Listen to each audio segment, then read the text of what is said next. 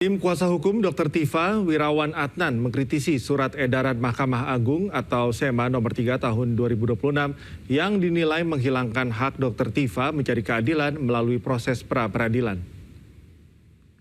Pra-peradilan jelas nggak bisa diperiksa lagi, sia-sia diperiksa lagi dengan adanya SEMA ini. Nah, kami juga ingin mengutarakan sebetulnya SEMA ini apa? Kalau ingin membatasi hak asasinya seorang warga negara, ya seharusnya itu konstitusional. Ya seharusnya itu menggunakan peraturan yang selevel setidak-tidaknya, bukan dengan SEMA gitu loh. SEMA ini tidak dikenal di dalam hierarki perundang-undangan kita ya. Hierarki perundang-undangan kita kan yang pertama itu adalah Undang-Undang Dasar 45, terus ada TAP MPR, terus ada Undang-Undang Perpu gitu lah. Ini nggak ada. Jadi gitu. KUHP yang baru kemarin yaitu undang-undang sekarang dilewati kewenangannya oleh surat edaran Mahkamah Agung. Ya, intinya surat edaran Mahkamah Agung ini membuat norma baru yang tadinya itu milestone-nya itu pemeriksaan pokok perkara menjadi milestone-nya itu adalah pelimpahan pokok perkara. Ya. Berarti kan norma baru, ya norma baru yang apa itu mengamputasi KUHP gitu loh menurut saya. Dan surat edaran itu menurut kami itu adalah tidak mempunyai kekuatan mengikat sebetulnya pada umum. Dia hanya merupakan bersifat regel ya. Jadi dia bukan bersifat bahasa Indonesianya apa tuh, Pak? Itu kebijaksanaan internal. Oke, jadi misalnya kepada pedoman kepada pada hakim saja. Hakim pun sebetulnya tidak terikat juga ya, tapi tidak terikat sebetulnya. Wong itu hanya pedoman.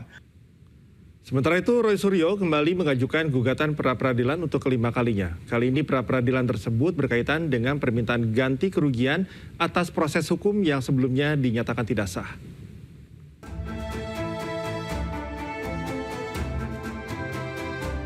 Tersangka kasus tudingan ijazah palsu Presiden ke-7 RI Joko Widodo, Roy Suryo kembali mengajukan gugatan pra-peradilan terkait permohonan ganti kerugian. Dalam pra-peradilan jilid kelima ini, Roy menarik Kementerian Keuangan sebagai pihak termohon. Roy mengatakan permohonan pra-peradilan tersebut telah didaftarkan ke Pengadilan Negeri Jakarta Selatan. Namun ia belum mengetahui jadwal persidangan karena perkara tersebut baru saja didaftarkan. Pra-peradilan kelima tersebut tak lepas dari hasil putusan pra-peradilan jilid 3 tentang ganti kerugian, yang mana hakim menyebut pra-peradilan tersebut tidak diterima karena tidak adanya pihak Kementerian Keuangan sebagai pihak termohon. Pra-ped kelima sudah kita daftarkan. Sudah kita daftarkan. Apakah akan tetap berlangsung atau tidak? Tunggu tanggal mainnya, jadwal sidangnya. Ya, itu. Pra-ped kelima itu adalah tentang permintaan dari hakim sendiri. Hakim kan mengatakan kurang pihak waktu itu. Kita tambahkan. Nah, kalau kurang kita tambahi. Waktu itu ganti rugi kan. Ganti rugi pra-ped ketiga itu amanah dari pra-ped pertama. Pra-ped pertama kita disuruh membuat ganti rugi. Oke, kita buat di pra-ped ketiga. Pra-ped ketiga ditambahkan pihak. Oke, kita tambahkan di pra-ped kelima. Jadi kalau ini ditolak, ya lucu juga. Ya, dia yang minta, kau yang memulai, kau yang mengakhiri. Oke, ya, satu, pihaknya cukup satu. Roy Suryo pun menegaskan pengajuan gugatan pra-peradilan jilid 5 ini tidak untuk memperlambat persidangan pokok perkara dugaan fitnah dan pencemaran nama baik terkait tudingan ijazah palsu Jokowi yang akan digelar di Pengadilan Negeri Jakarta Timur. Informasi lainnya pemirsa, Dr. Tifa menegaskan akan mengajukan pra-peradilan kedua usai hakim menolak pra-peradilannya. Dr. Tifa menilai dirinya terancam tersandra status terdakwa dalam waktu yang lama di persidangan pokok perkara.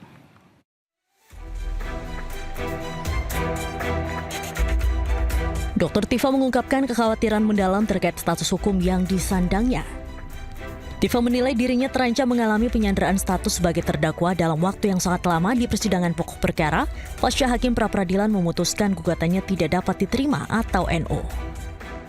Tim hukum Dr. Tifa pun akan melanjutkan langkah hukum termasuk mengajukan pra-peradilan kedua berkaitan dengan penggunaan pasal 32 dan 35 Undang-Undang ITE yang disebut tidak relevan dengan perkara yang dihadapinya. Dan ia menilai penerapannya merupakan bentuk overcharging. Dr. Tifa juga menyatakan akan menempuh langkah judicial review ke Mahkamah Konstitusi terkait penerapan pasal 32 dan 35 Undang-Undang ITE. Bayangkan, akan terjadi sebuah penyanderaan saya sebagai terdakwa selama bertahun-tahun untuk akhirnya dimenangkan coba.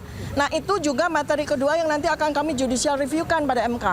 Ya, jadi kita akan terus berjalan secara paralel demi untuk tegaknya keadilan dan kebenaran di bumi Indonesia tercinta ini. Ya, jadi itu perjuangan bukan karena kami ingin mengulur-ngulur. Jadi intinya ketika pra peradilan kami ditolak karena persoalan administratif, ya sudah. Kami mengajukan pra peradilan kami yang kedua karena ada pasal selundupan 3235 yang harus diuji terlebih dahulu sebelum sidang pokok perkara. Ya, kalau kemudian dinyatakan diterima, alhamdulillah, artinya 3235 tidak relevan untuk di pokok peradilan kan. Tetapi kalau kemudian ditolak, ya sudah, kita akan maju, kita akan kita fight, akan kita pertarungkan akan kita melawan, akan kita terus melakukan perlawanan di sidang pokok perkara. Tifa pun menegaskan pihaknya siap melawan dakwaan jaksa dalam sidang pokok perkara di Pengadilan Negeri Jakarta Timur. Dari Jakarta, Salam Pulungan, Irian Syah Wahyudi, Fihir Fauzia, iNews melaporkan. Sementara tim kuasa hukum Dr. Tifa, Wirawan Adnan, mengkritisi surat edaran Mahkamah Agung atau SEMA nomor 3 tahun 2026 yang dinilai menghilangkan hak Dr. Tifa mencari keadilan melalui proses pra-peradilan. Pra-peradilan jelas nggak bisa diperiksa lagi, sia-sia diperiksa lagi dengan adanya SEMA ini. Nah, kami juga ingin mengetahui sebetulnya SEMA ini apa? Kalau ingin membatasi hak asasinya seorang warga negara, ya seharusnya itu konstitusional. Ya seharusnya itu menggunakan peraturan yang selevel setidak-tidaknya, bukan dengan SEMA gitu loh. SEMA ini tidak dikenal di dalam hierarki perundang-undangan kita ya. Hierarki perundang-undangan kita kan yang pertama itu adalah Undang-Undang Dasar 45, terus ada TAP MPR, terus ada Undang-Undang Perpu gitu lah. Ini nggak ada. Jadi gitu. KUHAP yang baru kemarin yaitu undang-undang sekarang dilewati kewenangannya oleh surat edaran Mahkamah Agung. Ya, intinya surat edaran Mahkamah Agung ini membuat norma baru yang tadinya itu milestone-nya itu pemeriksaan pokok perkara menjadi milestone-nya itu adalah pelimpahan pokok perkara. Ya. Berarti kan norma baru, ya norma baru yang apa itu mengamputasi KUHAP gitu loh menurut saya. Dan surat edaran itu menurut kami itu adalah tidak mempunyai kekuatan mengikat sebetulnya pada umum. Dia hanya merupakan besleit regel ya. Jadi dia bukan bersifat Bahasa Indonesianya apa tuh, Pak? Itu kebijaksanaan internal. Oke, jadi misalnya kepada pedoman kepada pada hakim saja. Hakim pun sebetulnya tidak terikat juga ya, tapi tidak terikat sebetulnya. Wong itu hanya. Sebelumnya pemirsa, Mahkamah Agung mengeluarkan aturan baru bahwa pra-peradilan yang diajukan setelah perkara dilimpahkan ke pengadilan tidak menghalangi pemeriksaan pokok perkara. Untuk putusan tersebut, Fauzia Tiasuma alias Dr. Tifa akan segera kembali jalani sidang pokok perkara kasus fitnah ijazah Jokowi.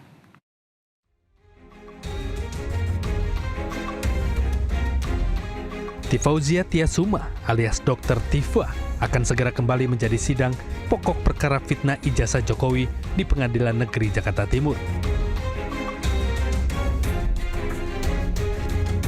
Hal ini setelah Mahkamah Agung menerbitkan surat edaran nomor 3 tahun 2026 tertanggal 18 Agustus 2026 tentang pemeriksaan pokok perkara dalam hal terdapat permohonan pra-peradilan.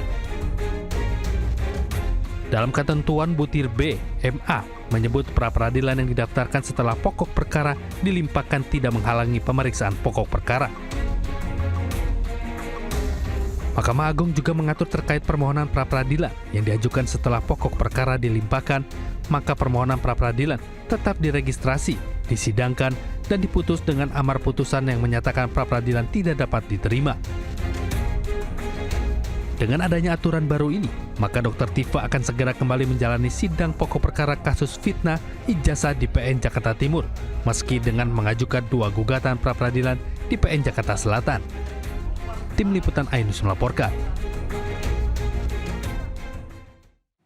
Sementara itu pemirsa, Roy Suryo kembali mengajukan gugatan pra-peradilan untuk kelima kalinya. Kali ini pra-peradilan berkaitan dengan permintaan ganti kerugian atas proses hukum yang sebelumnya dinyatakan tidak sah.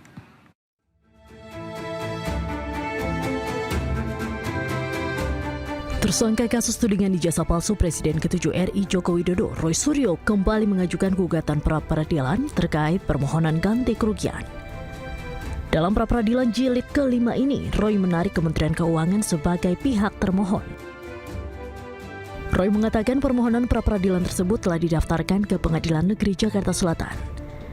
Namun ia belum mengetahui jadwal persidangan karena perkara tersebut baru saja didaftarkan. Pra-peradilan kelima tersebut tak lepas dari hasil putusan pra-peradilan jilid 3 tentang ganti kerugian, yang mana hakim menyebut pra-peradilan tersebut tidak diterima karena tidak adanya pihak Kementerian Keuangan sebagai pihak termohon. Pra-ped kelima sudah kita daftarkan. Sudah kita daftarkan. Apakah akan tetap berlangsung atau tidak? Tunggu tanggal mainnya, jadwal sidangnya. Ya, itu. Pra-ped kelima itu adalah tentang permintaan dari hakim sendiri. Hakim kan mengatakan kurang pihak waktu itu. Kita tambahkan. Nah, kalau kurang kita tambahi. Waktu itu ganti rugi kan. Ganti rugi pra-ped ketiga itu amanah dari pra-ped pertama. Pra-ped pertama kita disuruh membuat ganti rugi. Oke, kita buat di pra-ped ketiga.